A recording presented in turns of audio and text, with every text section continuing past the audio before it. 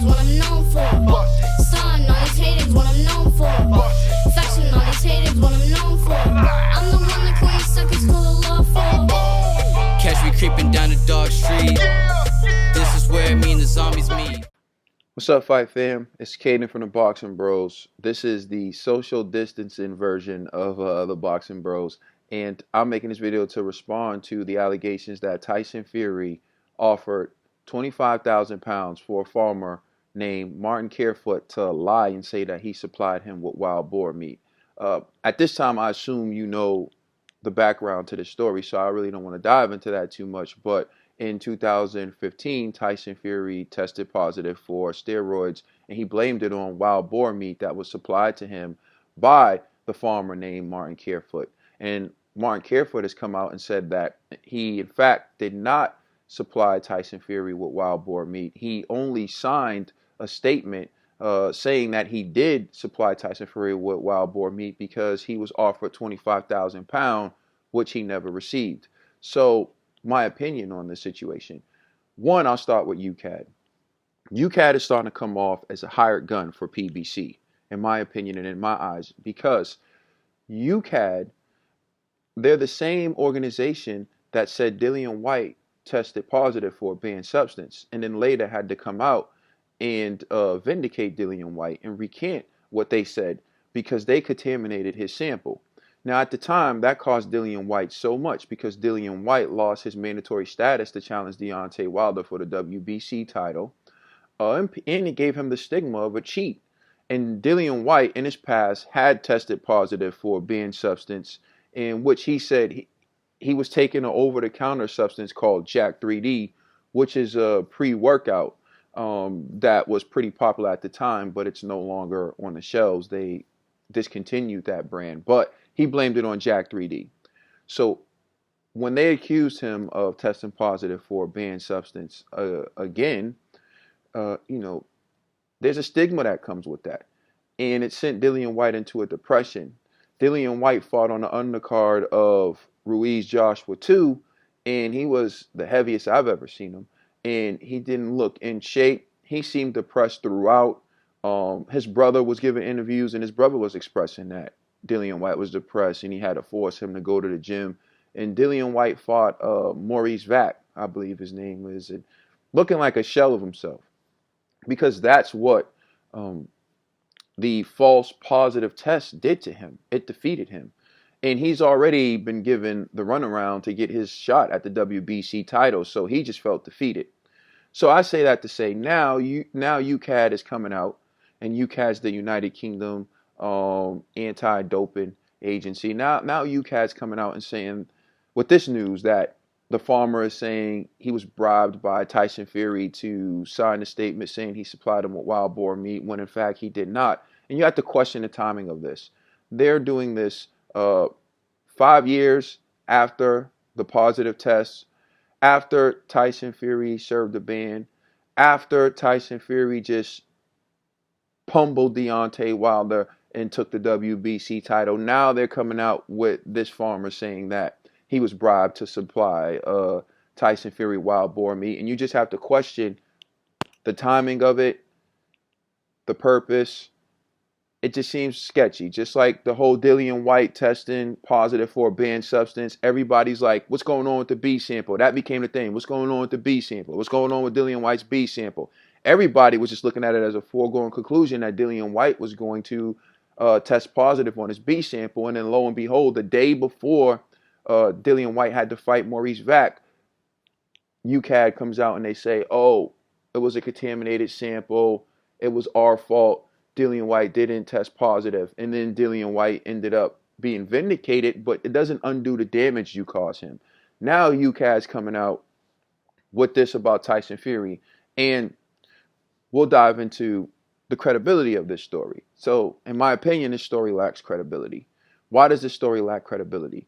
You're bringing a guy out, Martin Carefoot, the farmer. He says that he knowingly lied about supplying wild boar meat for 25,000 pounds. He knowingly lied about supplying wild boar meat for 25,000 pounds that he never received. So what he's saying is he willingly and knowingly purged himself. So for those of you who don't understand what I just said, or even if you understand what I said, I want to break it down in the simplest form. He's saying, I lied for $25,000, which is basically him saying, I am a liar. So now you want this guy to be the one who provides evidence to take down Tyson Fury. Everyone's going to look at him like a liar. If I was on the jury, if you were on the jury, wouldn't you look at this guy like a liar? It was like, okay, so this whole thing started because you were going to lie. Then, so how do I know you're not lying now? Right? And let's talk about the potential ways we can get at him or we can expose him for lying now. In 2015, you signed a statement saying you supplied this man with wild boar meat. And now in 2020, you're just now coming out saying you didn't do it. Now in 2020, you're coming out saying you didn't do it and he never paid you the $25,000. Let's say we believe this story that you were offered 25,000 pounds. Excuse me, 25,000 pounds. Let's say we believe the story you were offered 25,000 pounds, right? To tell this story or to lie. You didn't get it then? How come you didn't come out then? As soon as you didn't get the 25,000 pounds, how come you didn't come out then? Wouldn't that be the time to come out? Well, you so mad you didn't get the money, why wouldn't you come out then? Why do you wait until after he serves a ban? Why do you wait until after he whoops Deontay Wilder to come out and say you never got 25,000 pounds and you lie? Why? So that's one question I'll ask him. Why now? How come you never came out with this information sooner? It seems sketchy that you wait until this man served a ban, a 2-year ban. It seems sketchy that you'd wait until after he beats Deontay Wilder to now come out. And when you sign something under the penalties of perjury, right? Because the statement that Martin Carefoot signed is under the penalties of perjury. So you signed something under the penalty of perjury. And now you're voluntarily coming out and saying you lied and you purged yourself. So now you're subjecting yourself to the penalties of that, to the consequences of that. Now you face consequences for lying. Why would you do that? Why would you do that now in 2020? What's the benefit of that? You never got the 25,000 pound. Okay. So now in 2020, you just come out and subject yourself to the penalty of perjury because you mad you didn't get 25,000 pounds? Doesn't that seem like some bias, right? Seems like kind of sketchy. But how about this? How do we know if you lied then? If you lied in 2015 for 25,000 pounds, how do we know you're not lying in 2020 for some pounds? How do we know that? Right? Because your credibility's shot. You lack credibility. So now you're just coming out of the kindness of your heart in 2020 to say you lied and you purged yourself because you're a good guy. It was just eating at your conscience, right? But you just said, I am a liar. When you admitted to signing under the penalty of perjury for money, you said, I am a liar. So how do we know you're not a liar now in 2020? What is your motive for coming out in 2020 after he serves a ban, after he beats Deontay Wilder, he being Tyson Fury? What is your motive, Martin Carefoot, for coming out now? Is it the same as your motive for signing the papers in 2015? In 2015, you said you lied and you signed those papers for 25,000 pounds. You knew you were lying. You knowingly lied and signed papers for 25,000 pounds in 2015. So now you're just voluntarily purging yourself. How do we know you're not purging yourself now for 25,000 pounds? Probably more pounds, but let's just go for 25,000 pounds. What's your motive today? How do we know your motive today isn't the same as it was in 2015 and you're not getting paid? You've exposed yourself as someone who's not trustworthy and someone who's not credible. So how can we believe a word that this guy says? In addition to that, Tyson Fury said he never met the man. Tyson Fury said he doesn't know the man. I would like to see what evidence they have linking Tyson Fury to bribing this man, to asking this man to lie. But see, the problem with this guy, Martin Carefoot, is he's coming out saying, I'm a knowing and voluntary liar for some cash. I will knowing and voluntarily tell you a lie for some cash. How do we know that's not the case right now in 2020, that you're not voluntarily lying for some cash? Because you are under the penalties of perjury. You waited 5 years to come out and say you never got paid and to tell this story. Seems a bit sketchy. You seem sketchy. I don't believe you. Tyson Fury's found not guilty. Because if you don't understand how juries work, every question, or how trials work, every question that a lawyer asks is designed to either make a witness seem more or less credible. The more credible your witness, the better your chances of winning that case. The less credible your witness, it decreases your likelihood of winning that case. So you have to look at it like this. This guy is not credible. So now UKAD's not credible because of what they did to Dillian Whyte. Martin Carefoot's not credible. For the purposes I just state, he's already told us, I will lie for cash. Show me the cash and I'll show my ass. That's what he basically said. Show me the cash and I'll show my ass. He kind of, hey, that's what this guy is, right? So we know that about Martin Carefoot. Now let's talk about the Deontay Wilder fanboy channels. They've been looking for any reason. They've been looking for any reason to discredit Tyson Fury. Oh, the suit was too heavy. Oh, it was the gloves. Oh, Tyson Fury was on steroids. And so look, here's the bottom line, right? Wilder got his whooped. He got whooped. Listen, nothing you say or do can change the fact that Wilder got beat like he stole something. Wilder got beat like the man who lacks boxing skills that he is. Wilder got destroyed. Nothing you say or do could ever change the fact that you saw your king. You saw your king get dethroned. Okay? You saw T'Challa hop off the waterfall. What you saw was a reckoning. Okay? You can never undo that. Wilder can never undo that beating. I love Miguel Cotto, and I know Margarito cheated. I know he cheated. I heard those thudding shots. I heard them. You can hear them from the television. The people calling the fight even said it.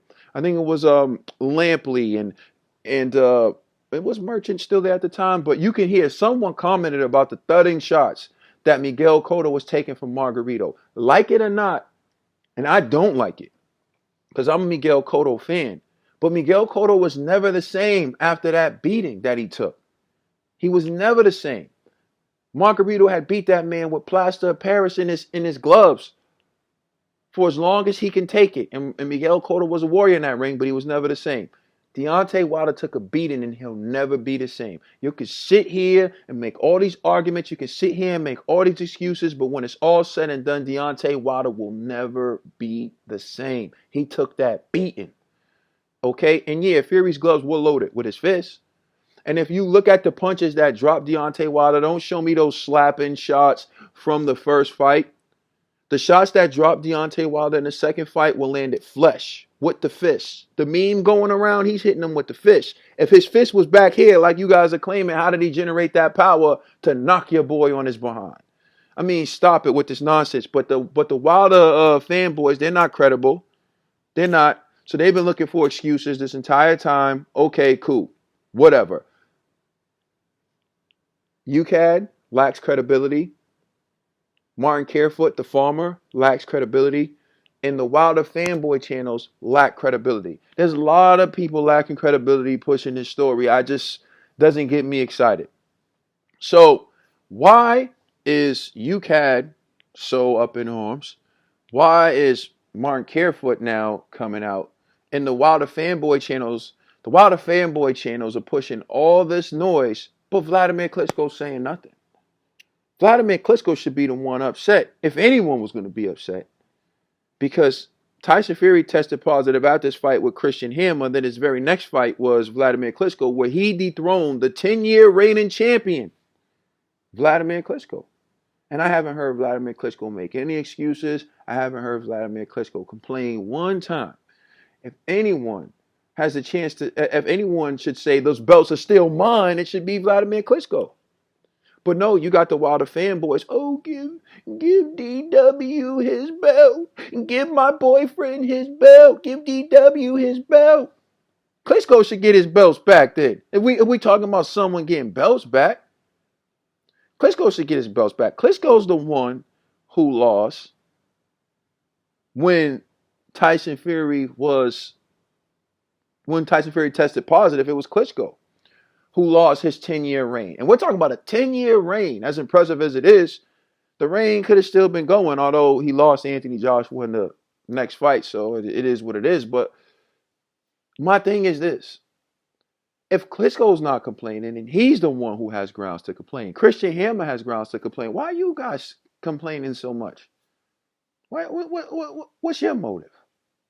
Because Deontay Wilder's you can never undo the beating he got. You can never take that away. You can never take that away. He's gonna have that whooping for the rest of his life. They can strip that loss. They could take it away. I will always remember the night I saw Deontay Wilder get undressed. Everyone will. You can never take it away. So stop with the nonsense. Okay, now let's talk about this situation, because even with Martin Carefoot signing a statement saying that he supplied him wild boar meat, Tyson Fury was still banned. He still had to serve a 2-year ban. He still got banned. So it wasn't like this statement stopped Tyson Fury from being banned. Tyson Fury got banned. So once a man gets banned and he serves his time and he comes back, that should be it. That should be it. Okay, clearly you didn't buy the wild boar meat story, and rightfully so, because I don't buy it. I wouldn't buy it. The wild boar meat, taco meat, nasal spray, Jack 3D, man, I don't want to hear none of that. And we did a PED episode, Boxing Bros, way before all this happened. You can check it out, Boxing Bros. We did a PED episode where we exposed all the fighters who tested positive for banned substances. And we named Dillian Whyte. We named Tyson Fury. We talked about it because we were talking about how prevalent PED use is in the sport of boxing. And so we already, wild boar meat, nobody's buying that. But what I'm not going to do is I'm not going to act like he didn't serve a 2-year ban. I'm not going to act like he didn't get clean because he got fat and then he lost weight. And I'm not going to act like there wasn't VADA testing for Wilder Fury 2 and both fighters passed VADA testing. So I'm not going to act like PEDs played a role in this fight. That's one thing I'm not going to do. So I'm going to move on from that and just talk about this thing called double jeopardy. See, double jeopardy is the prosecution of a person twice for the same crime. So double jeopardy is when you prosecute a person twice for the same crime. Double jeopardy is illegal in the United States of America. Now, I don't know how they do it in the UK, but in the United States of America, you can't prosecute a person twice for the same crime, because once the person serves their time for the crime, it's over. It's over. So you banned Tyson Fury for 2 years. He served a 2-year ban. Came back, one of the best comebacks in boxing history. It's over. It's over. Now you want to go back and talk about what was this? You banned him. I could see if you didn't ban him, or if he somehow lied about something that didn't lead to him getting a sentence, you decide to ban Tyson Fury anyway. And he served that ban. So how can you go back and penalize him for something that's the result of the same incident? It's the same positive test. You're going to ban him for 8 years now for the same positive test? How can you do that? How can you prosecute someone twice for the same crime? If anything, you prosecute Martin Carefoot. He's the one who lied to you. So if you used his information to determine how long you were going to ban Tyson Fury for, that's not Fury's fault. That's his fault. He's the one who lied. You get him. You ban him from supplying meat for 8 years. I don't know, but you don't come at Tyson Fury. He already served his ban. Now, I apologize. This video went way longer than I expected. I was trying to make it short, but it is what it is. So for me, one, UKAD is coming off as a hired gun for PBC. I already told you why. There's a lot of lack of credibility with UKAD with Martin Carefoot, with the Wilder fanboy channels. I mean, naturally. 3, Vladimir Klitschko is the one, if anything, who has an argument to say, give me my belts back, not Deontay Wilder, because Fury had already served a 2-year ban, came back, been fighting, had the first fight with Wilder and they drawed, and then the second fight where he whooped him and got the titles. And he tested clean through water testing. So Deontay Wilder should not get his belts back. The fourth thing is he served a 2-year ban for testing positive in 2015. He served a 2-year ban. He already served his time. So 5, it would be double jeopardy to suspend him again for something you already penalized him for.